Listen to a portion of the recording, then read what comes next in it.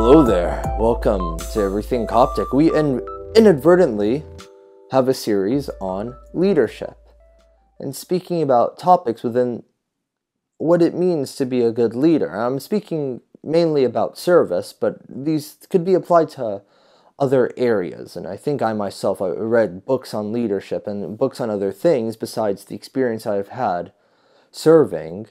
So they come from a multitude of different areas, but try my best to speak from whatever experience, from whatever wisdom I have recognized in others. But last time we spoke about the vision, having a goal, keeping in mind that we participate with our Lord and that our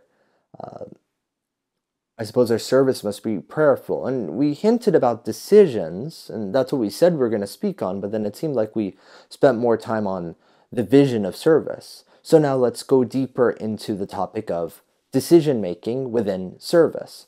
How do we make a difficult decision?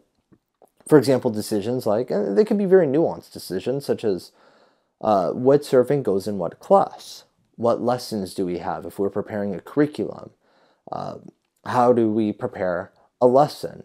And then other decisions, logistical decisions. Where do we have this retreat? Where do we, how much do we charge for this thing? How do we do this? How do we do that? Financial things, whatever it may be.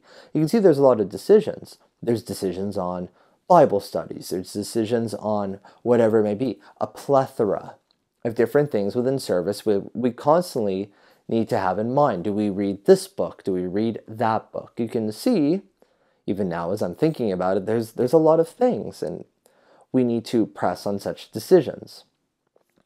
And the way we go about this, and I think what's beautiful, is that the church always relies on wisdom.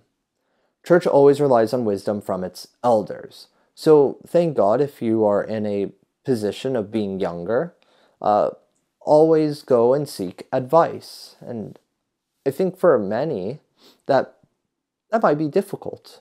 How come? Because perhaps we want to do it our way. We want to think we know it all. But the thing is, we may have a vision, but as I said, it may not be the correct vision.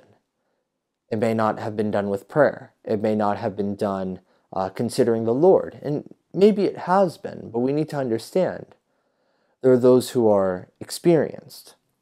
And we go to these and we seek advice. Now, I know what you're saying. Some older people, they may not know as well. They may not understand. Okay, well, don't just go to any older person. Even in Ecclesiastes, it speaks about those men with white hair who lack wisdom. Not saying anything about those within the church. I'm just saying, just because you have white hair, just because you're older, doesn't mean you're necessarily wiser. But have a relationship, and many relationships, with those who you find are wise people. And take those wise persons' advice. And that should make perfect sense, to take advice from people that you know are wise. And that's truly what wisdom is learning from the wise persons. Otherwise, it's not wisdom at all. It could just be foolishness, conjecture. So perhaps it's your father confession, he is wise. Perhaps there is a priest in charge of the service you're in. Perhaps there is the head of service or the head servant. Perhaps you are the head servant and you must go to others. Now, this is always the scary thing. You ask, should we do this or this? What do you consider? What is your thought? And they say, it doesn't seem to make a difference. Then you make the decision. Well, what, me? You want me to make the decision? Yeah, I trust you. You're good. This is why we put you in this position to begin with. Make the decision. Okay, now this is hard because now the ball is in your court. What do you want to do? And you start to consider the consequences of everything. Well, if I do this thing, this will happen, but then this won't happen. For example, if we read St. Athanasius on the Incarnation, okay, that's a very good book. It's simple, very elegant, beautiful. That's a great book. I'd love to read that, but most people have read it. So it might not be as interesting or engaging.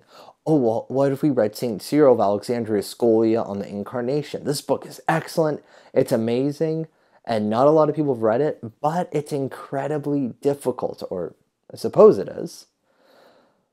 So which one do we do? Both are allowed. But then what happens when we do St. Athanasius and the Incarnation? Oh, I love the book, it's so simple, but oh man, I've read this so many times, every year, everyone wants us to read it. I'm over it.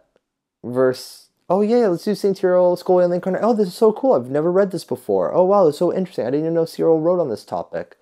Oh, it's so difficult. Man, he uses some hard expressions, hard words. I don't get his logic. I'm so confused. What's he even talking about? This is tough.